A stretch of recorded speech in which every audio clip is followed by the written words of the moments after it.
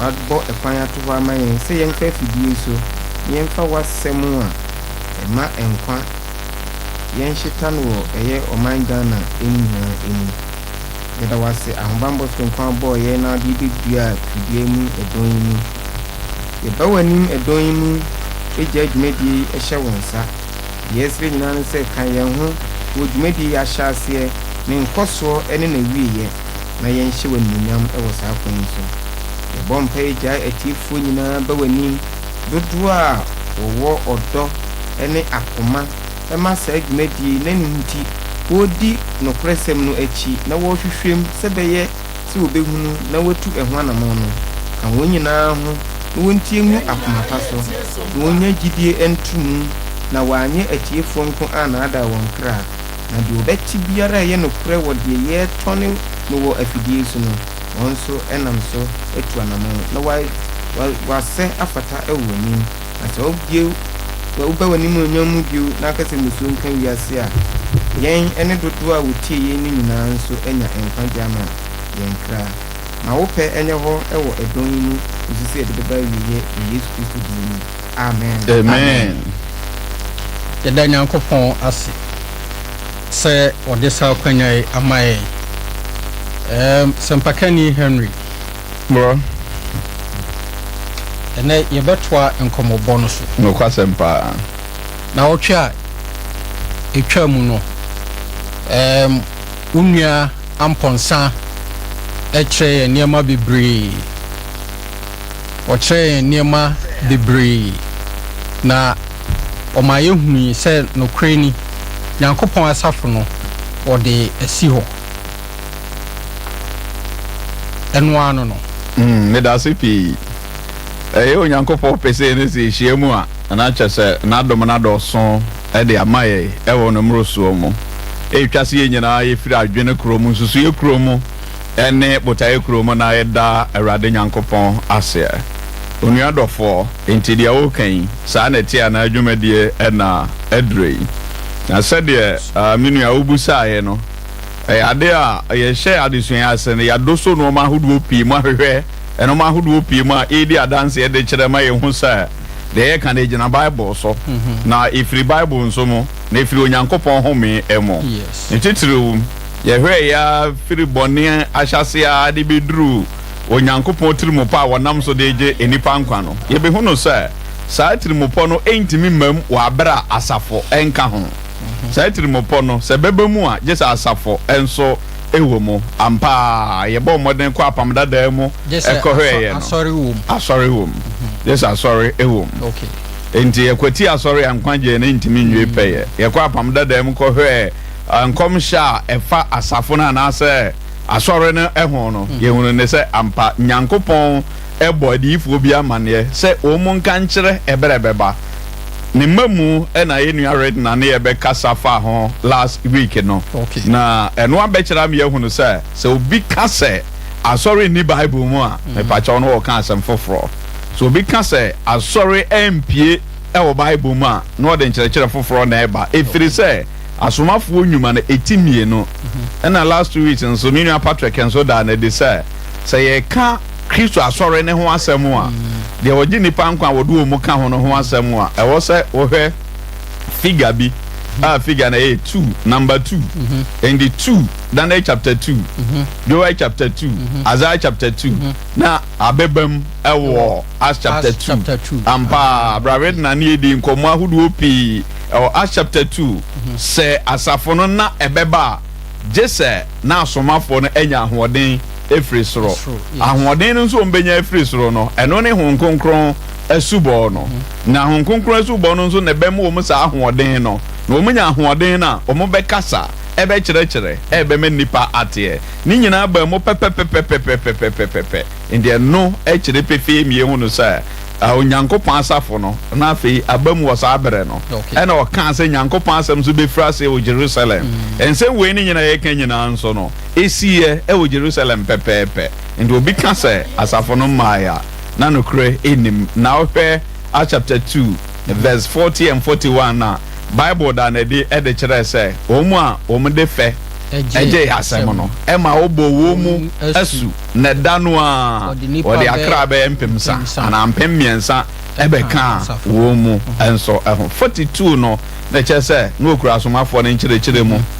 pano bubuo ayonkofa ene mpa ebomu a verse 47 ene be wi asem ni nyina eka se na wo mu yi onyankopon aye na na wo mu wani mu onyam wo man ni nyina animo na urade de wona wo je won kwa no eka asafo no ehoda apart from Acts chapter 2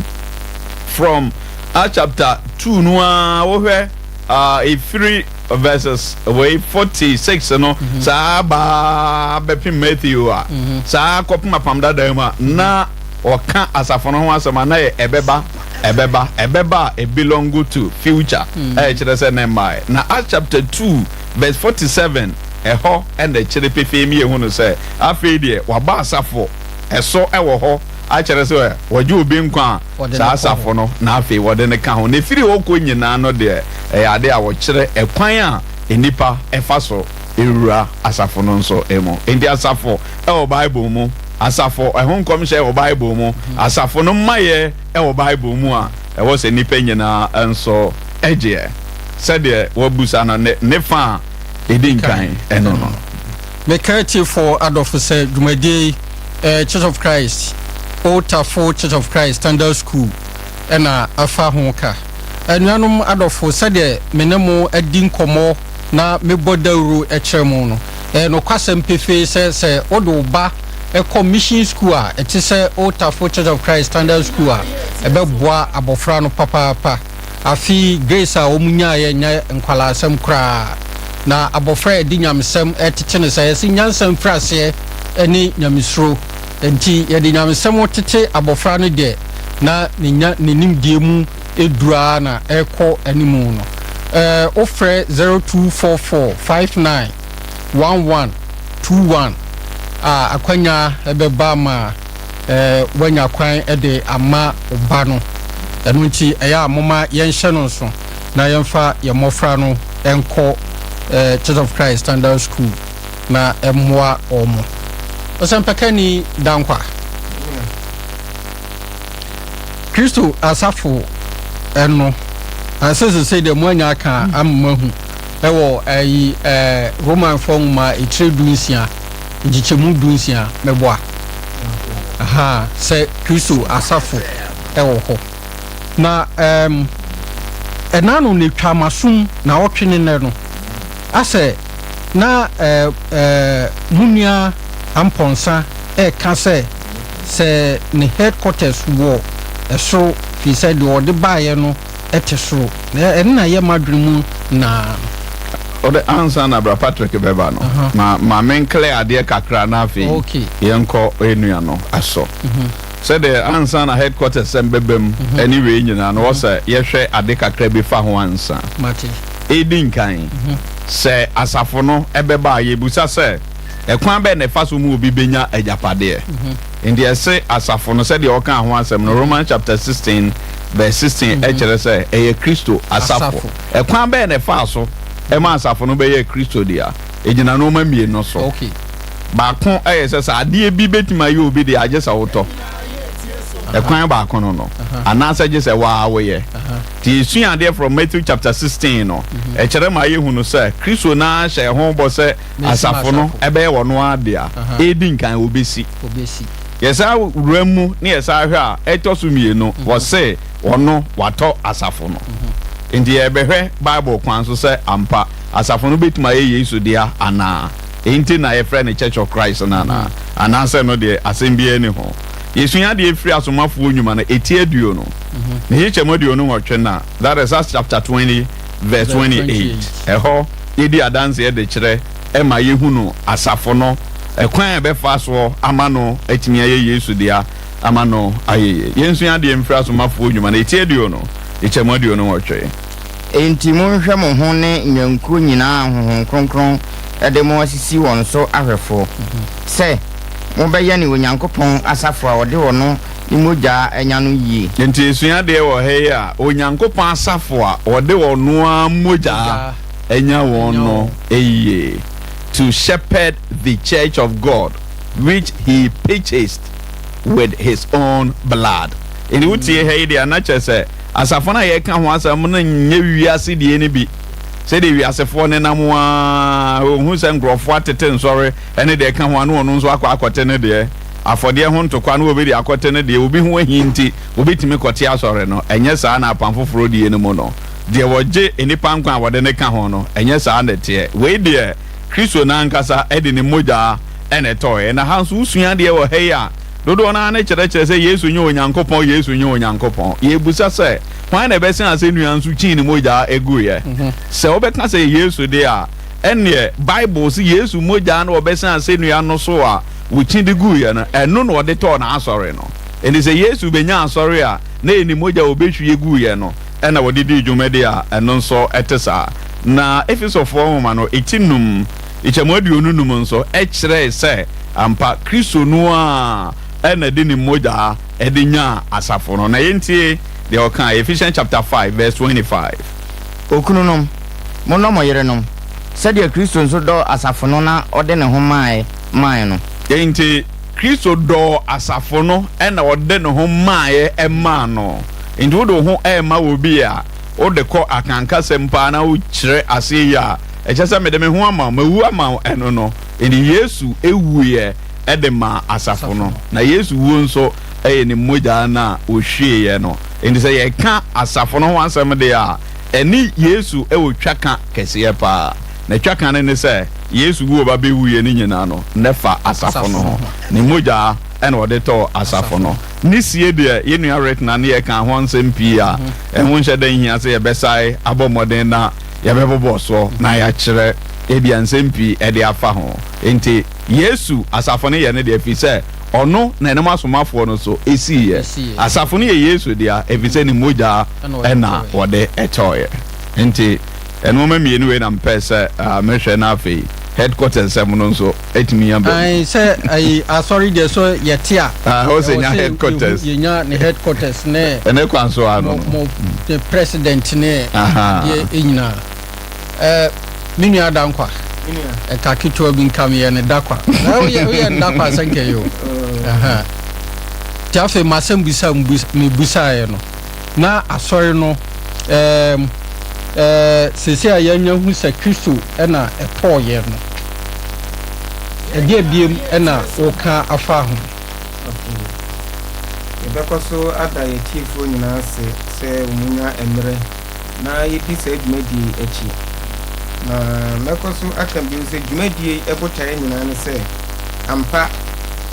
obi ani hu atinye enese yini bibi efe no asafo ende de wo dem ha ene do ni ha ye Church of Christ ni ene do onye Church of Christ ni enyina gitum se ye wo bibi a ye fe no asore nanso so ni nyina mu no esanse ene ensore na doso ama na broso na abeye ohaw enti esese ye koyechi ne ye kohwe tete achempon onyankopon na semnu bi na eboa yen emi ehu onyankopon asafu na wusu ye no kidwumadie ebota ye nyina eno no enu nti na mebusa se onua dofo de wo kansa na tia na ana tie se de yeti ye ekirechiri na de etwagu wo emonten so eno ena se yebusa ye hobi se so eno etesa eno nti na yen yetu sran yetu emra ni akire esie no ye na emre adisuen ware pa na so be na otwe miensa bosumi ni aye hye afi yen ko ba bia ye nyamre ekenkan Bible no emma ye kire enyina so enti ye ka bibi efa ye ka no na asema busa efa headquarters no ye nwen abua ama ye nya enyina so Yesu Kristo edi ni moja eto bibi edi adia Bible ni kire mi se eya asafo no enti otoye no enie na ye bebusi on se adia Yesu di ni moja ato na se so sebi ene ya setire mu mpo no obi tuni botom de 10 Ghana cedis ekoto adia obeje mu edi ama no yonko na David Yesu Kristo di ni moja dehie no ato asafo no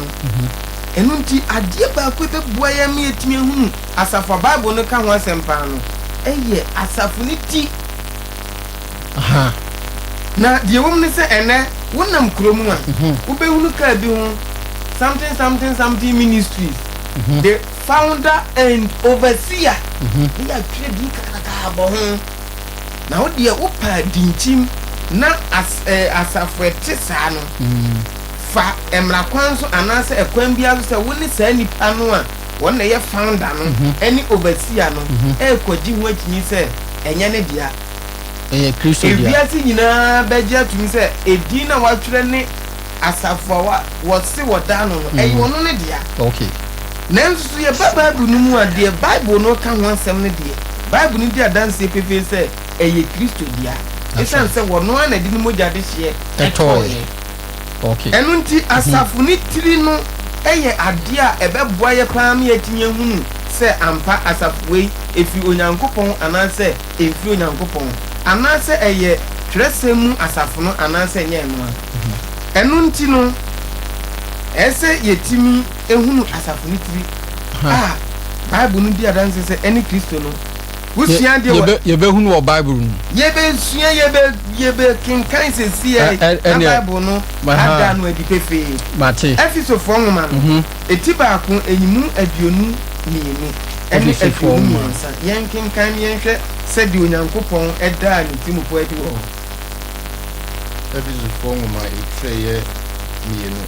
eti ba ko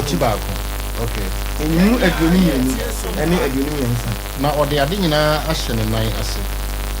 wode no aye enioma nyina sutri ama asafo ene ne nipadua no de o hye ade nyina ama wo enioma nyina mu no emaye amen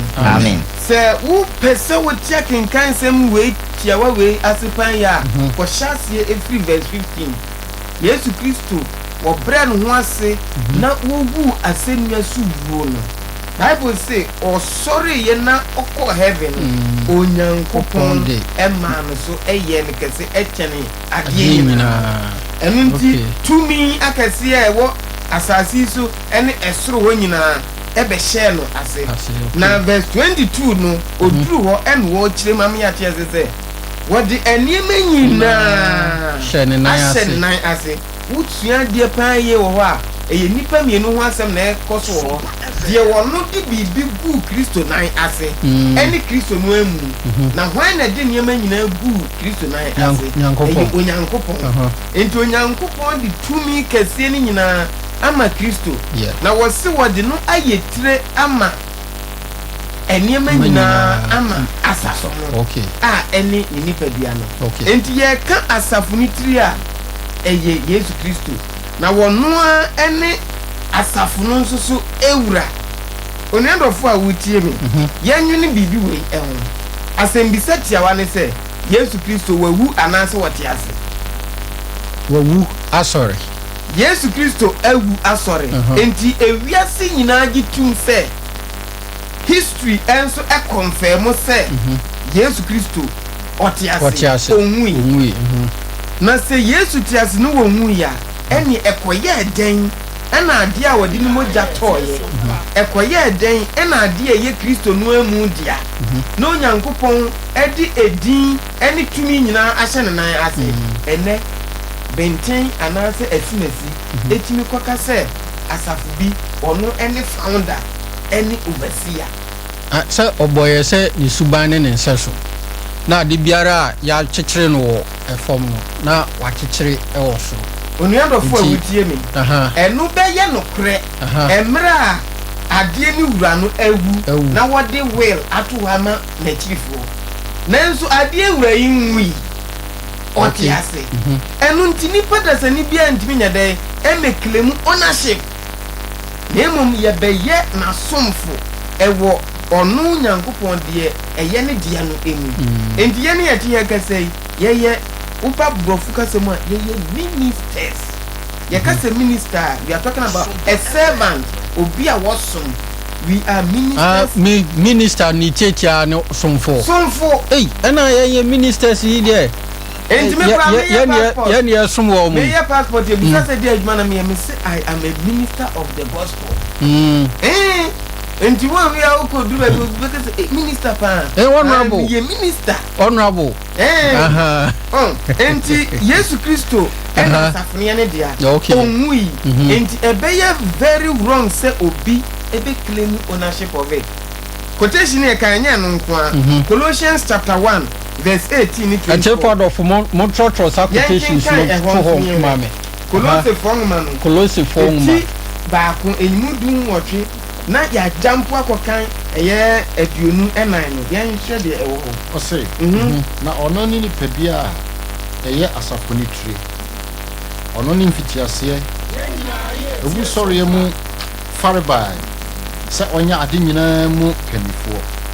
Se wusua ukenkan brofo na we say and he is the head of the body, the church. Enti asafono ni ti no wan eye Kristo. We yema proof upon proof. Enti it is proven beyond doubt when it comes to the headship of the church. Ye kan asafoniti na enye quotation ba akopɛ. Quotation ba akopɛ ye enough. Nanso yen die enye ba akopɛ mpo ne ye de kan. Enti asafono yi no asɔre no Kristo asɔre no enhye da ni te sɛ chairman ana yi a mo asɔfo bi ye bɔne a ye report no ma no obiando fo awuti die wom nyina ne sɛ ye ka the figurehead eye Kristo na Kristo a woni yentem physically eneno onam nasem so ena ebu asafo no okay the Revelation chapter 2 chapter 3 a o si Kristo enenam ensafuni nyinani ehwe asafo bia ne nadina na ebeye den na Kristo yetimi anante wo ne hihye so onam nasem so akyere ekwan a yebeyi nipa a womu ebeda asafuna no atoto niema eno nti se yeba organization of the church na eno nso ye adesua kese a eno nko ade wo pe no kura hunu no ebetimi de eno aye checklist ehunu se asafuwei ekwan a wo fa so organize niema no institution bia wo organogram uko secondary school your headmaster assistant headmaster house masters teachers and senior students ni akọ non teaching staff se uba asafu mu a eno nso ye spiritual institution na ye wo head eno ni Kristo ye wo ne mra a wodi bu asafu no eno ni New Testament enna wonam ne mra no so a kirem se asafu bia esu nyam panimfo okay elders Inti ebeko 1 Timothy chapter 3 any Titus chapter 1 obema qualifications ebema obi asafata se obetimi edi asafune ni okay enti ewo honam kwanso no onyankopon enam ne nhihye so ame yehunu se esese asafu bia enya empanyimfo a obedira Kristo mra no so edi asafune ni edi akọ heaven okay enti asafune tirin de ye ba akopɛ eye Kristo obi biara obeklemu ownership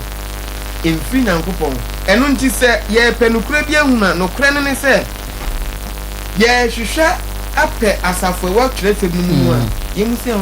asafo ne tiri ne wan edin biara ye bɛbɔ ato asafo bi so a enye Kristo no ema ye yi saa asafo no efiri onua osai dankwa de wo kan saa na ti ana me ba jo eti saa pepepe esan se Bible no na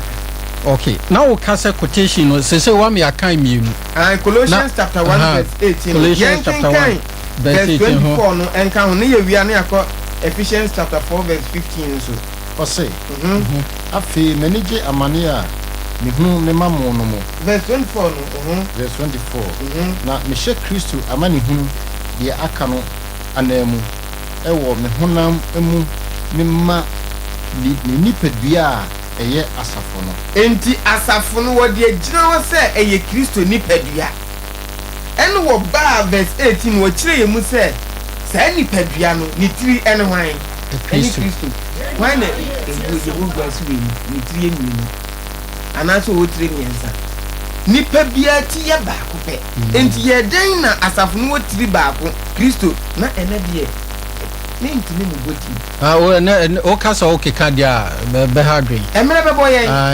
enu de me mpesa odo anu be boso ye ntimi mpo ntimi nkan enti eye den na you say you know asor no eye kese a na wa free overseer na wo call archbishop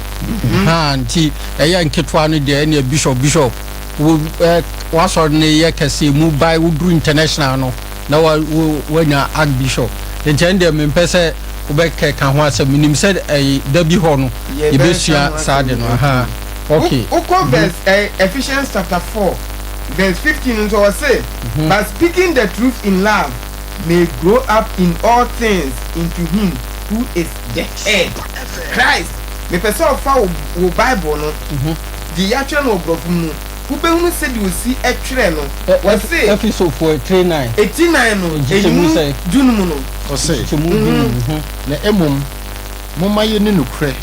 emfa odomu enyini ne oma nyina mu Kristo a oni etire no mu Kristo a oni etire no mu na o kenkan brofo de na Ubens was okay say Christ who is the head no and what to dash and what the Christ esheho enti what language no see a tire BBC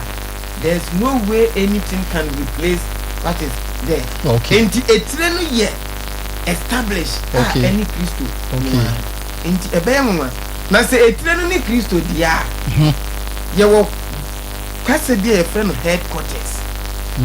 na eno ho asem na bisa ayen ai sa headquarters on say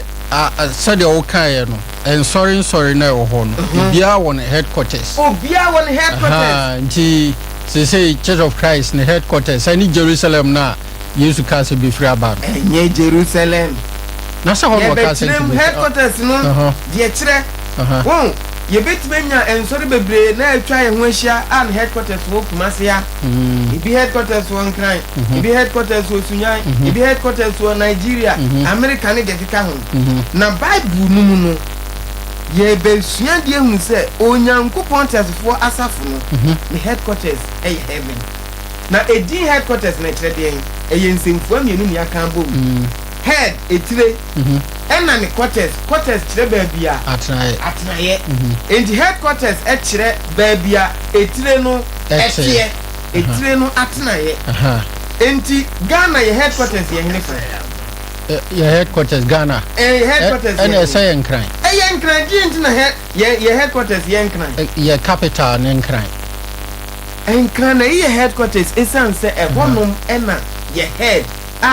president no Nana Akufo-Addo what okay said that bia ye wukoba ne ese Ghana president betre Kumasi na baba be ye headquarters enti se sanetie dia ene na asafo no ne headquarters entimi nko free oman biara so na eno nso ehye mukina ema Daniel enkomsha wo hyeye se Onyankopon ahini a na wo ma na beyi ahini a ojamma ewiasefo no eno de onyam ma oman bi na wonyam ma nipa biara no ehye mukina ema ne ye nokure okay enti headquarters ni nya asasi so ena enye oman baafu biara dia headquarters kire be bia head no yensuan de wo eye asomafo nyuma no Acts chapter 7 verse number 55 no na yenhwa de bi ho Acts chapter 7 asomafo nyuma itenso nchichemu aduonum enum yeah can free verse 54 no okay I say na wachi ye no no wo ani bray na otware won se egu ne so nanso ono de na nkonkron ahye no ma na ohwesoro din ehu Nyankopon animonyam ani Yesu se ogina Nyankopon nifa na oka se hwe ehunu so se abue na wonipa ba no egina Nyankopon enifa amen we eyemra Stephen wo sina bo course no Bible ni tirem se Stephen man tiri no wohunu Onyankopon animonyam ewo soro na wasi wohunu se Yesu Kristo egina onyankopɔn nsa nifa so ɛyɛ baako as a Hebrew nwoma no eti enwɔtwe enyimu baako no ɛhɔ nso ɛka ne say wɔ say now this is the main point of the things we are saying. We have such a high priest who is seated at the right hand of the throne of the majesty in the heavens. Yesu Kristo wono ne yesofo panyini. No Hebrew form mati nwɔtwe enyimu baako. Okay. Wono ne yesofo panyini. Na Bible ni di adanse se oni baabi biara se eye heaven. Na heaven no wo ti eja no ensanifa so. Enti asafo no headquarters eni ewiase oman biara mu. Enti beye very wrong nipa be kase asori we ne headquarters wa we ne headquarters wa na empo ebi mpo de ne headquarters eko wie we ye fie ye mpota mu ye district mu ye region mu ene ye man mu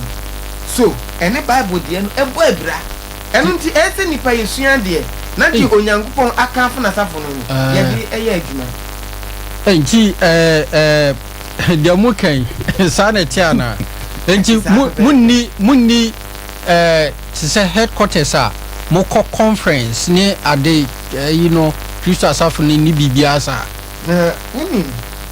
saa sembi sei etwen ema ye dwuni bibi hu efa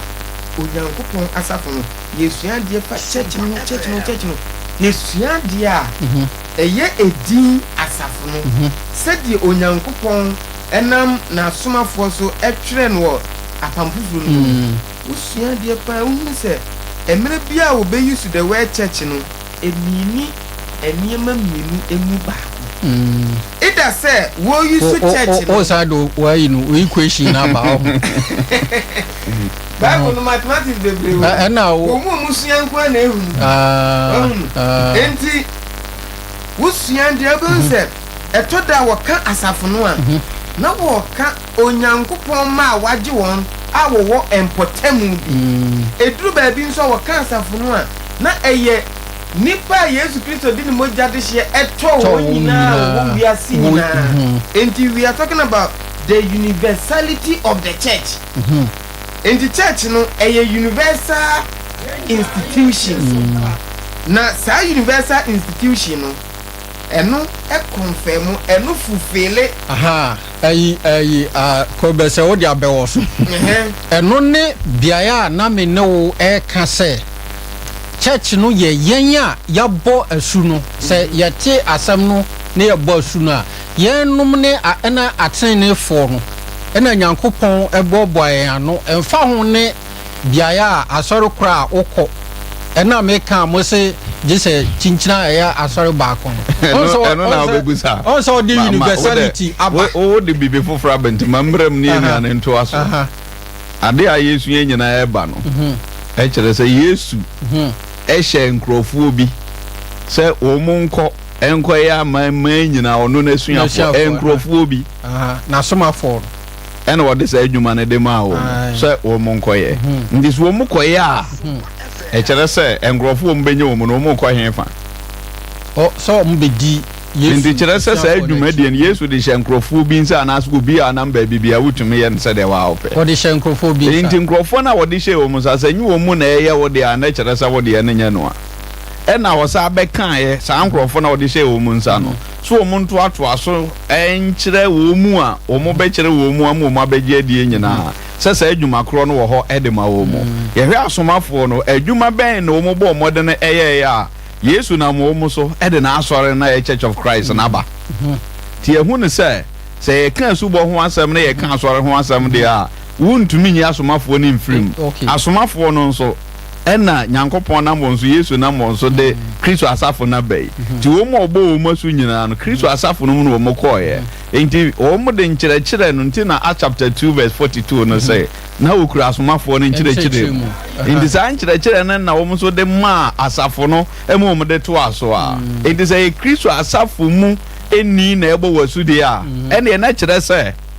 wo kwa be etini ni a afei wa bɛka Kristo asafo no ɛho ɛno mfa ho ne ɔman a wɔwɔ mu ɛmfa ho ne kuro a wɔwɔ so na so obi bɛka sɛ obi akɔkyɛ me wakɔbɔ masu nipa korɔ kɔ asɔre bɛyɛ a ɛno ne deɛ wɔn kɔ asɔre bi a na wakyɛ me abɔ masu ɛna nso wɔanya nkwa deɛ anyɛ baabɔ kwan so ɛdeɛ no a nti baabɔ kwan so deɛ nipa na wɔbɔ wasu no ɛwɔ sɛ ɔkɔnsida no ɛne deɛ ogyina so ɛde bɔ wasu no wɔ sɛ ɔkɔnsida ɔbɔ wasu a baabi a wokɔ nso wɔ sɛ ɔkɔnsida anyɛ saa deɛ a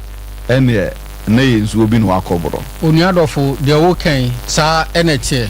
ɛtiefo adɔfo sɛ ɛnɛ ne ɛda a wotie dwumadie a ɛyɛ Otafo Church of Christ for dwumadie a yɛde brɛ ɛtiefo kwasiada anummerɛ firi nɔnkron ɛkɔsi nɔndu biara ɛna yɛde brɛ ɛtiefo kwasiada anummerɛ biara na mekae mo sɛ dwumadie yi Jikel Enterprise for nso ɛboa ɛma yɛde brɛ mo kwasiada anummerɛ biara wɔn shop no ɛwɔ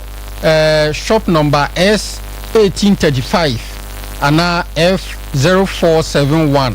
a ɛwɔ Kejetia Dubai okɔ no a ɔntɔn curtains ahorow nyinaa bi ɛne blanket ahorow nso momɔmɔden na monkɔtɔ bi ɛmfa nsiesie mo afie mu ma ɛhɔ ɛnyɛ fɛ wɔn number no yɛ 0243 770790 0243 770790 mofrɛ saa number na ɔmbɛboa mo amoanya curtains ni bi onua ɔsɛ na wanu gu asɛm so na wode bɛpem hɔ no a ne bisa me question ya ɔsɛ fo mienu wo wusu ne dankwa ehwiri bɛgyina mu ɛbɛsɔ hɔ no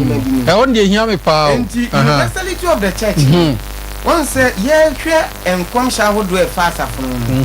nkɔmhyɛ odifo Isaiah ɛhyɛ no ɛda na di kyerɛ sɛ onyankopɔn ahennie no onyankopɔn fie no na ɛnkɔyɛ ɔman baako deɛ bio na mmom ɛno deɛ amanaman nyinaa bɛgye huu ayɛ dɛ abam ɛna yi no tamwa yi no hun kronkron ba smartphone so Pentecost da no Acts chapter 2 sɛ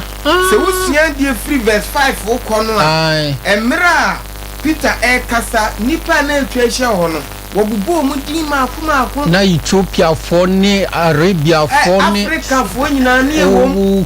enti wokenkan a yɛwɔ amanaman ahodoɔ bɛyɛ dunwɔtwe anu mu wɔ hɔ na saa nipa na te ensɛm no ɛda no ɛna emu 3000 ɛbɔ asu no enti ɛto da ya na ebi mu kase nyankopɔn asafo na hyɛ aseɛ wɔ wurom anhyɛ aseɛ wɔ wurom wokan Acts chapter 2 no a wobɛhu sɛ asafo no hyɛ aseɛ wɔ Jerusalem first gospel message first gospel sermon no na wo mu a yɛbubu mu din so mu wɔ hɔ a wo mu bɛti bi no Bible ni di adanse sɛ ɛne wɔn a na wo free Rome enso so yes ɛne ɔka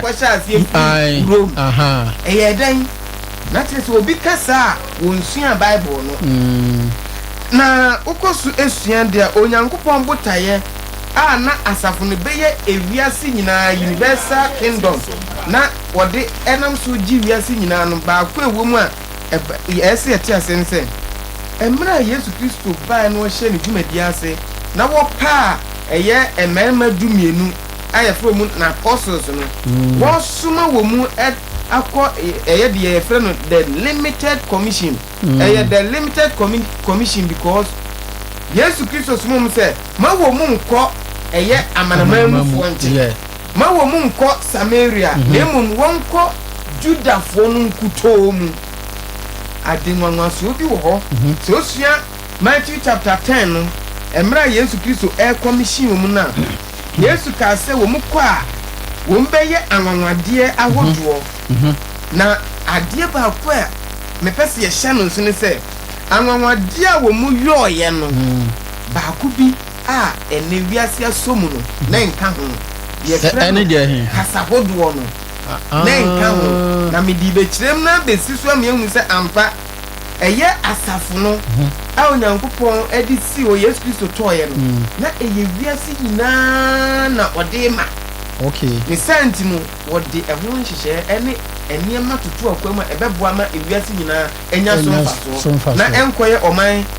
Israel nko a enti Matthew chapter 10 no wokenkan verse 6 ɛde ba na twi ne sesɛ ɛnuano monka mai na emum monkɔ Israel fie nyan a wayera no nkyɛn 7 na monkɔ Israel fie nyan a wayera no nkyɛn enti omukɔ monkaka sɛ na mokɔ a monkɔka sɛ ɔsoro ahenni no abɛn verse 8 ne sesɛ monsa ayarfoɔ yareɛ munyane awufoɔ mumma akwatafoɔ ho mfi muntu ahombɔne munya no kwa na momfa makwa wɔn anwanwade ahodoɔ na ɔmugye consultation fee ɛkɔyɛ wɔn mu hɛ de wawu wɔn betuma nyane no wɔn betuma sa akwatafoɔ yareɛ wɔn betuma tutu ahombɔne saa tumi wei ɛna Yesu Kristo ɛde hyɛ wɔn nsa na Yesu wu yɛ no wɔsɔre na afei wɔbɛkɔ wɔsae ɛhyɛ wɔ mu a yɛfrɛ no the Great Commission ɛwɔ Mark chapter 16 verse number 17 ɛde kɔ no mo yɛhwɛ ɛhɔ nso sɛdeɛ Yesu esi kasa ɛkyerɛ wɔn Mark chapter 16 verse 16 ɛde kɔ 17 no yɛnkenkan ɛhɔ nso yɛnti 15 wɔse na wɔse wɔn sɛ monkɔ wiase nyinaa nkɔka asɛmpa no nkyerɛ abɔdeɛ nyinaa deɛ ɔgye die na ɔbɔ n'asu no ɔbɛgye no nkwa na deɛ ɔnye nie no ɔbɛbu no fo Mark 16:15 and 16 na kan 17 no to aso na yɛn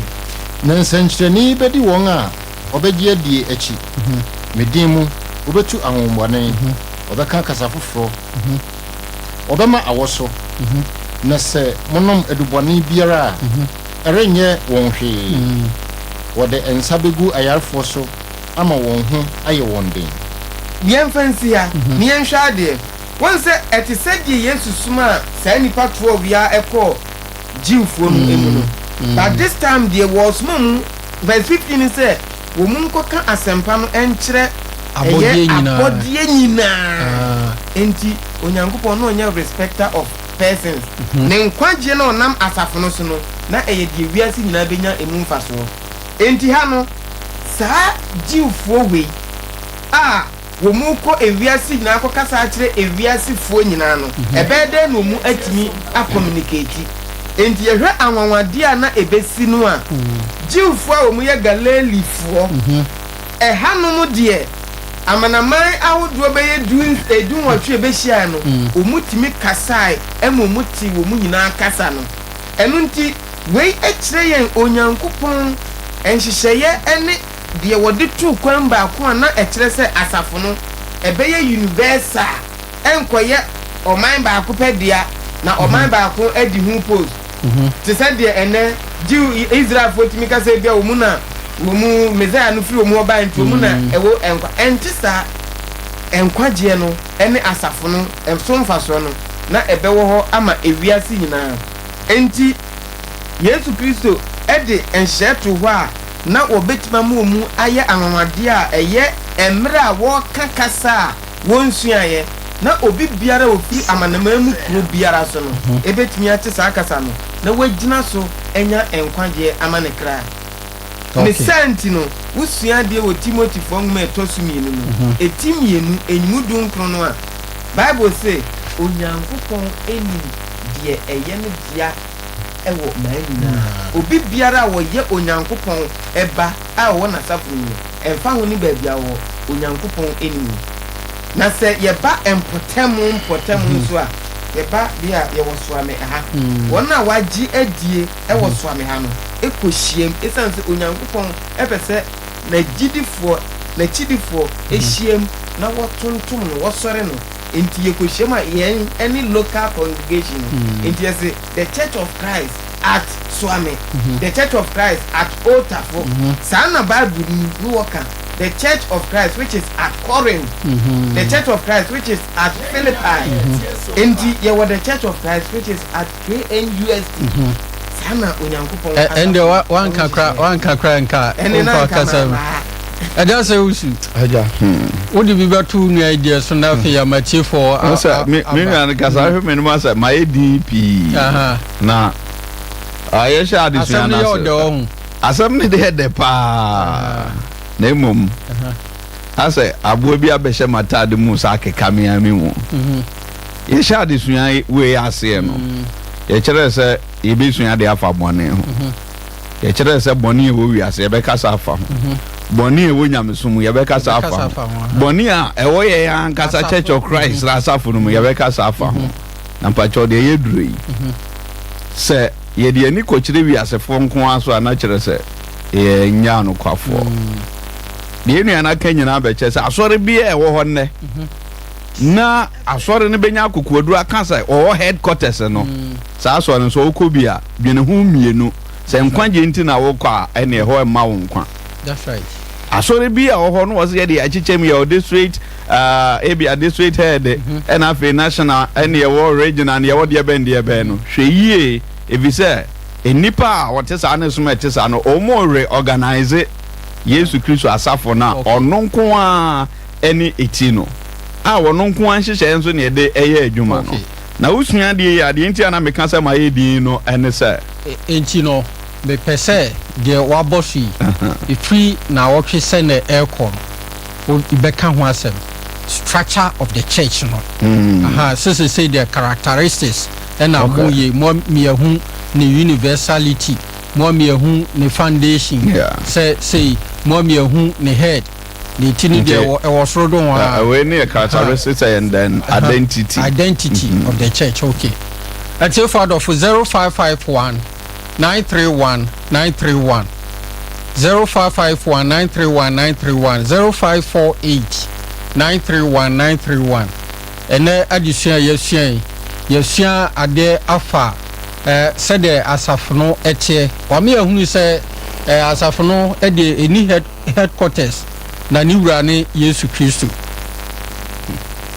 Hello. Good evening. Sir. Na Pastor Mohoya dear. Nyame adomaye o. Yes, Martin Chachano, your friend Richard Katefi Kulofun. Ah, okay. Last week Nana me pesin busha me question Nana momrem. He say preacher unju frita kazi ba yan chetre mbi ehun say atafo no e na asmafo ndisi ho. Etu se ewiati nyina Bible dia yes Church of Christ na Kristo de baaye na pesin mi busha mo say eni ene ye den a Roman ebefa ewiati nyina na ka Church of Christ share just take mommy ehun say e atafo Kristo de baaye ana Yesu sanu si ehun say Roman eni ewiati nyina na ebodi kase e di ton betimi a kire me say eye bibi senti na ma Roman ebedomreti ewiati nyina imma ka Church of Christ for share ama na etimi ampeja ama no anko ti se ma ko e no a me da ma se Onua Richard ye do ase nasem bisani etiti a and then see ya ma Church of Christ na yira ya asori ani enimu ane Roman asori no enimu ane Roman ai ebi ono ne mai mu ne ono ne breso asem na okay na Bible mu de but de wo mu ne say asafo na sha ase AD 33 no eto aso ama afi wotai amane o hawa hodo etoto asafo no na ifri ho ye hu ne say Roma ya hinie no sabiri no no onse osia de odane atu a o se ahimfo nanimu no ene onyankopon be ma ne ahini a ono no nse ne da nti nipa na wo mu aya ahimfo bekun editia asafo no emu baako ene Rome ahini no ebekun tie onyankopon asafo na asat AD 313 ena sa otan ne no ma hodo a na eku onyankopon asafo so no eba na wieye na bere eba na wieye no na Roman ahini no ene asafo no abebum ade baako. Okay, nti hu na asafo na etese said your mining nhyehyɛ tie no an wo mu de bi rewura asafo no enso emu mo medasi 0551931931 0548931931 adofo no me na yesua de fa asafo no said o che ne se asafo no ye baako pɛ na noa na ye bo wasu a ɛwɔ sɛ ukomu ɛnoa mu na ɛwɔ sɛ wɔtena na utie onkyerɛkyerɛ enyina asafo no ena wo Koronto for is it Roman for my edunsia no ha asem ni yansi yo anu ye no ene to afa obi anya ma ye ebra room okay one okay hello oh now so e yanko padu mu ya mi asem pacha odi ne de o kasa free e prami examua me kasa free na ye ni amwa pacha aha pacha wasam ne say owu ano ko ni obi share na me kasa mi chi ni na wo ti tere wa tere no e bi le si aha no my do to be say pacho no my do to be say tere wa tere no this is the man room for the show. That I'm not just a price, no, and the one I be a channel. Antina me kansa asem na no yini na ensi the persecution na e sha ase wa asafo no so na wie ba AD 313 ti ifiri okoro Kristo asafo na nkasa se di ne setie e wo ne nchirechirem the organization ni gidie ni no ma hudu nyina mu no e ade se e call form okay ndi asafo no e wo ho se Church of Christ but na enipa adwene nipa nhyehyeye e na afi na aba asafo no mu a e call ya to 606 and ebenya Roman Catholic Church in this obi can say Roman Catholic Church any first denomination na e kan borofo no de amete ase e no cre first denomination by the first church okay ye can denomination there asafo a aten ho afiri asafo bi ehon in the Roman Catholic Church na first denomination but enye first church Church of Christ in the Roman so na di ka aten ho e free Church of Christ ho na firi ho no nam se na ahini no support sa asomo no nti eno na boa e wo mu wosika wo mutimi ko ba bia afa ba bia na no wo mu di wiase nyina so nti eno na ma Roman Catholic Church etreye o wiase nyina emu a ebe dominate Church of Christ if you be busadia na dey me das 0551931931 0548931931 hello Mr. Good evening. Mr. We did Samuel because here. Samuel, okay, say free. Yeah. Okay. Mr. Question no say. So me here, yeah, papa, Ekana. That is the first church in where Ghana City has only a decade by the Church of Christ. Now, we could have the 3 questions by a 1 question. The question is say, okay, the Holy Witness for sometimes the Holy Witness for say, that is the Holy Church and as the Universal Church here. So one course as sorry Nibia. A demon say over heaven. And SDA for to say, the first church here. So one call SDA. Heavy. And now Church of Christ for so Amayati the first church I buy. I was say your course has for a or because of and I'm so omni by it is one Church of Christ a bed is over heavy. Fine. It is here and because me who says and sorry me and son. Who is the holy church a woman I was say? Yeah. And we one question. Second question in say no can't say a woman for the tea who free Church of Christ no because of no room as no first na abeye hindi enti uba na woko na foforo nso aba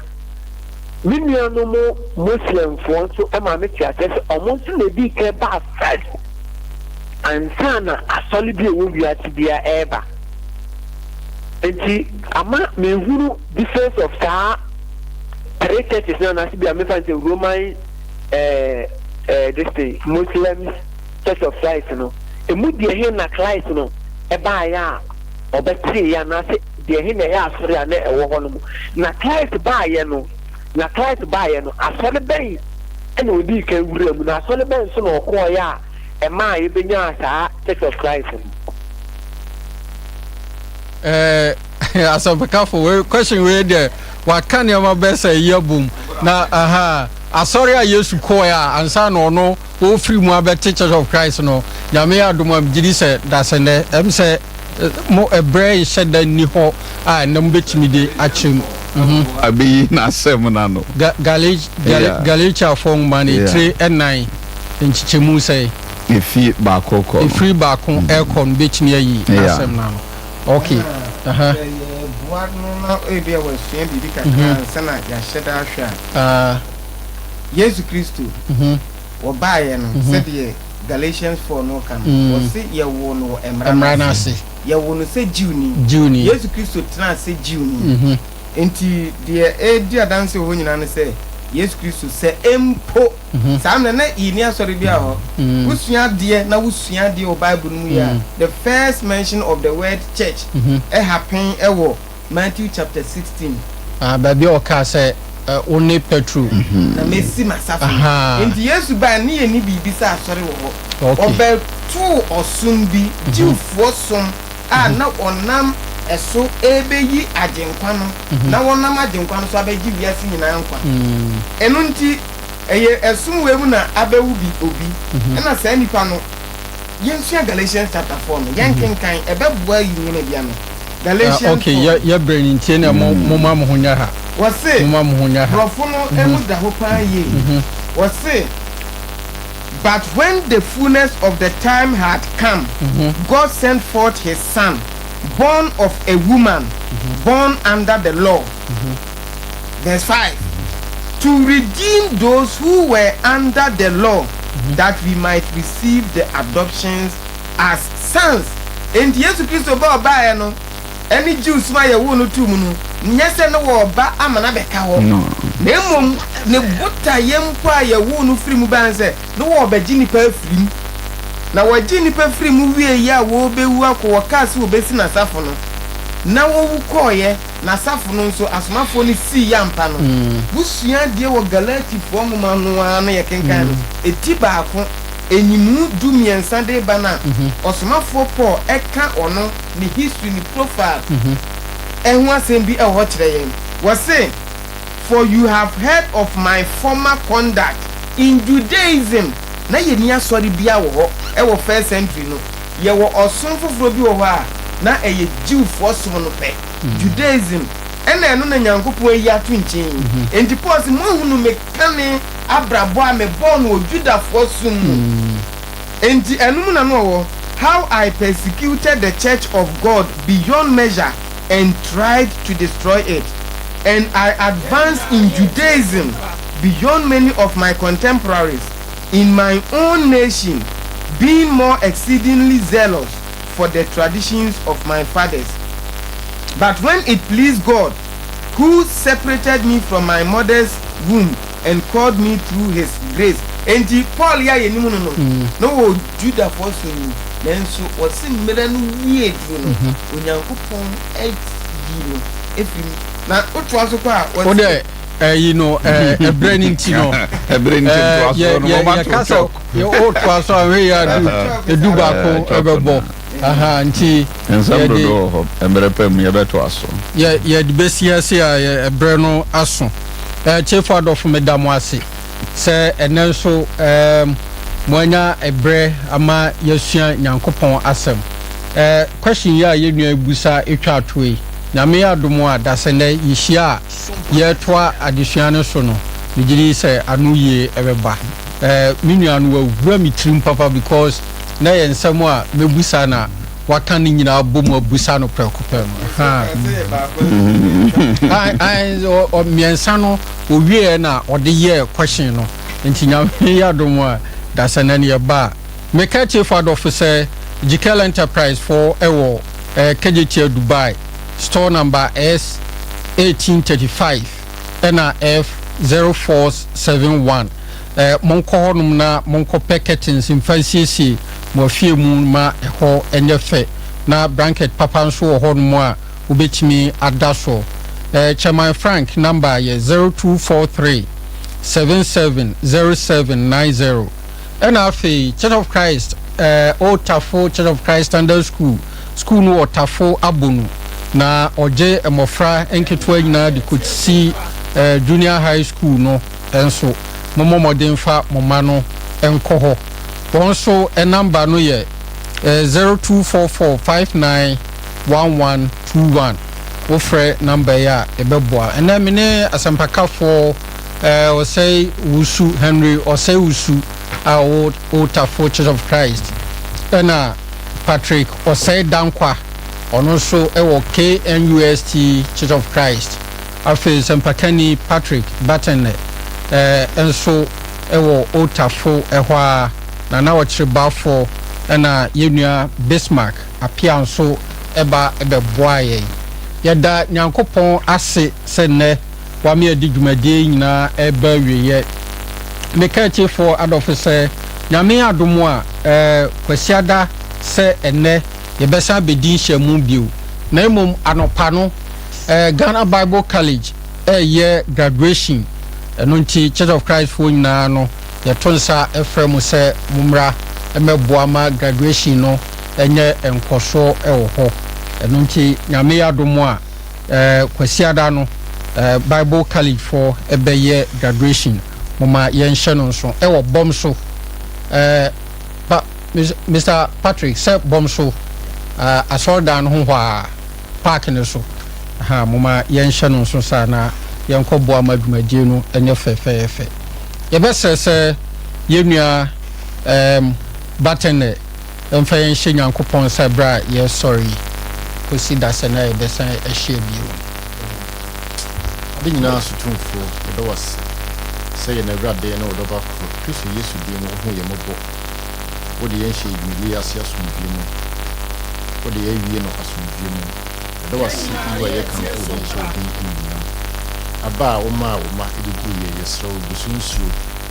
nanso abapa pii ɛnhyɛ wɔgye nyankopɔn din animuonyam bɔ wasɛmpakafoɔ a ɛbɛdi adwuma yi ho ban ama wɔn honhom ne honam fam ahoɔden a wɔde bɛdi dwuma yi ama awie mu die ne nkɔsoɔ de ama wɔgye nyankopɔn din ne tiefoɔ nso hyɛ wo nsa ɛkɔ so serɛ wo sɛ wɔn nyinaa mmɔbɔ ma wɔnyɛ tiefoɔ wiefifoɔ ne mu ma wɔnyɛ asɛm no ɛyɛfoɔ saa ara ne yɛde afidie ne mu mpanyimfoɔ na mu a adwumayɛfoɔ nyinaa hyɛ wo nsa mpae wɔ ne sɛ boa na adwuma yi nkɔ so nkura ne mu die ne n'ahoɔden sɛdeɛ ɛbɛyɛ na yɛbɛtumi ɛnam afidie so aka w'asɛm akyerɛ wiase ne asantoma nyinaa wopɛ yɛsrɛ sɛ ɛnyɛ hɔ ma yɛ ade nyinaa mu wɔ n'awurade Kristo Yesu din mu amen.